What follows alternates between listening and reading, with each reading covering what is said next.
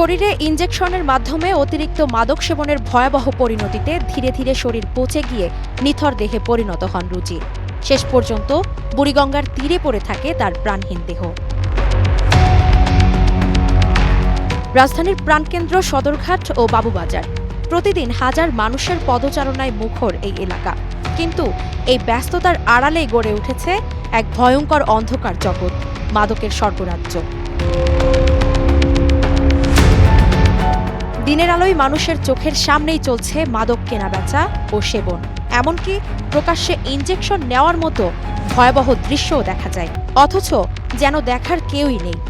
প্রশাসনের নজরদারি নিয়ে প্রশ্ন উঠেছে, আর সাধারণ মানুষও যেন ধীরে ধীরে অভ্যস্ত হয়ে পড়ছে এই বাস্তবতায়।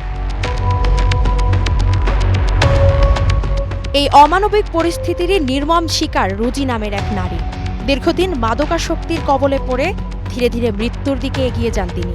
অভিযোগ রয়েছে, খোলা আকাশের নিচেই ইনজেকশনের মাধ্যমে মাদক গ্রহণ করতেন তিনি। না, আমরা এর আগেও দেখছি নিশা পানি করছে। হ্যাঁ, যে নিশাটা করতো, এই যে সুই নিশাটা, খারাপ নিশাটা, এই নিশাটা যদি ওইটা হলো এমপুর নিশা, পেট নিশা, ওই নিশাটা হলো নিলে শরীর ভালো থাকতো। আবার না নিতে এই জায়গাটা না নিতে অন্য জায়গায় নিলে গাও পচা যাইতো, ওইভাবে তো এই গাওটা পচা গেছে, এক জায়গায় তার এক জায়গায় হয়েছে। স্থানীয়দের ভাষ্য মতে, অতিরিক্ত মাদক সেবনের কারণে রুজির শরীর ধীরে ধীরে পচে যায়। চিকিৎসার অভাব, অবহেলা আর নেশার নির্মম ফাঁদ, সব মিলিয়ে একসময় মৃত্যুর কোলে ঢলে পড়েন তিনি। শাহিন নামের এক নেশাগ্রস্ত ব্যক্তি বলেন, নেশা করতে করতে আমি মৃত্যুর সঙ্গে পাঞ্জা লড়ছি। তিনি অভিযোগ করে জানান, পারিবারিক যন্ত্রণার কারণে তিনি নেশার জগতে জড়িয়ে পড়েছেন। এখন তিনি এই আসক্তি থেকে মুক্তি চান। সারাদিন আসছি তো মাল পাইনি, 2000 টাকা লিয়া এরও বেশি। মাপা টাকা দিয়ে সয়, মাপা টাকা জীবনে সয় না। মা নাই, মা 3 মাস থাকতে মারা আছে। বাবা করছেন ওই তো মাদার চান। আমার আসতে হয়তো আমার 6 বছর থেকে বসে গেলাম আসছি। আসতে হয়তো কেউ আমি 10 টাকা মামু খালু চাচা কেউ আমি 10 টাকা চলি না, আমারটা আমি চলছি। আমার অনেক কষ্ট কিন্তু ভাই, আমি মৃত্যুর সাথে পাঞ্জা লড়তেছি। আমার কি কইছে জানেন, আমার সিকিউরিটি দেয় না। আমার এক পরিবার স্যার, সেও আমার সাথে পোল্ট্রি করছে স্যার।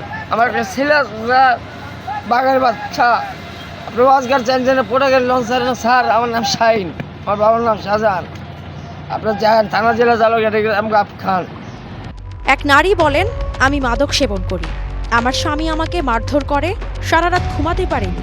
তার কাছে কি আছে জানতে চাইলে কিছু নেশা জাতীয় ট্যাবলেট দেখান। চিকিৎসা করেন না? কি খেয়েছেন? কি নাম নাই? মেথাডন ইংলিশে, বাংলায় ওটা খাইছে। পুষ্টি খাইছে। আপনার মারছে কেডা? ইনার স্বামী মারছে মারছে। আমি এত মাসে গড়বড়া দিচ্ছি, আমার দেহ কি আছে এইটা।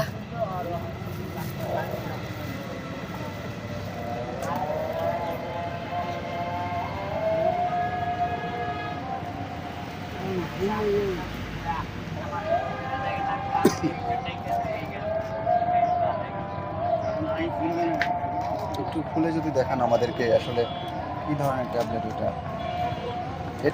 এটা খেলে কি হয়? এটা খাইলে তো না, এটা খাইলে ঘুমের। হ্যাঁ, তোমাকে কথা বলতে বলছি। আচ্ছা, এটা খাইলে কি শুনবেন? এটা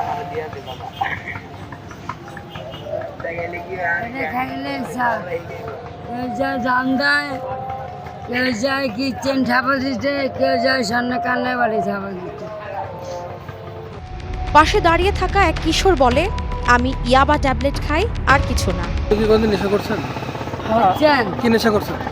বাবা ইয়াবা আর কি? এটা খায় ভাই বহুত কিছু করা যায়, এমনকি বুকের শ্বাসটা অনেক বেড়ে যায়, বুকের শ্বাস কলিজা অনেক বড় হয়ে যায়, মানে যে কোনো ধাবা দেওয়া আপনি পাবেন না। আবার এই যে চিন্তাই মিন্তাই এটি সব করতে পারবেন। আবার এই যে কাপড় চোপড়ের চুরি সব করতে পারবেন। একজন বৃদ্ধ বলেন, জীবনে এমন কোনো নেশা নেই যা করিনি, কিন্তু এখন সব ছেড়ে দিয়েছি। নেশা করলে টাকা পয়সা সব নষ্ট হয়ে যায়। আমিও বাবা কি কমন, আমিও একটা অনেক নেশা করি, গেঞ্জা, আফিন, চোরস, এম্পু কন, সবাই আসছে চান্ডু কন, আফিন কন, আপের বিশুদ্ধ আমি কোনোটা বাবা লাভ নাই, 0 পয়েন্ট। বাড়ি ঘরের টাকা পয়সা কামাইছি ঠিক, নিশা সব উড়াই, কিন্তু বাড়ি ঘরে ঝামেলা রাখিনি। মাদক কোথা থেকে আসে এমন প্রশ্নে অনেকেই বুড়িগঙ্গা নদীর দক্ষিণ পাশ বা কেরানীগঞ্জ থানার আওতাধীন এলাকার কথা উল্লেখ করেন। এবার এই যে গাড়ির এবার এই যে দেন মুখটা মধ্যে গেলি পাই, ওই দেখেন স্যার, ওই বই আবার লাগে। যাইবেন লাগাইতেছে লাগাইতেছে উপরে কোথায় এটা ওই পারে ওই যে বই আবার লাগাইতেছে, ওই দেন ওই এটা কি ইনজেকশন জাতীয় নেশা? এম্পো এম্পো 14 লাল কালা এটা কি নদীর ওই নৌকার উপর বসে আড়াই লাগায়? বেচে না না নৌকা বেচে না, আড়াইটাই বেচে। আয়া বেচে আয়া হইনে দিয়া আবার নদীর যায়। বাড়ি বই লাগায়। প্রশ্ন উঠছে, রাজধানীর এত গুরুত্বপূর্ণ এলাকায় দিনের পর দিন কিভাবে এসব কার্যক্রম চলছে? কোথায় আইনশৃঙ্খলা বাহিনীর তৎপরতা?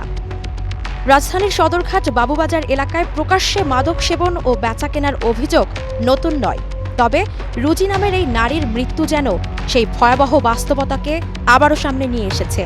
এখন দেখার বিষয়, প্রশাসন এই পরিস্থিতি মোকাবেলায় কী পদক্ষেপ নেয়। রুজির মৃত্যু হয়তো একটি সংখ্যা মাত্র, কিন্তু এর পেছনে লুকিয়ে আছে অসংখ্য অজানা গল্প, অবহেলা আর এক ভয়ঙ্কর সামাজিক সংকট, যা থেকে মুক্তি পেতে এখনই প্রয়োজন কার্যকর উদ্যোগ।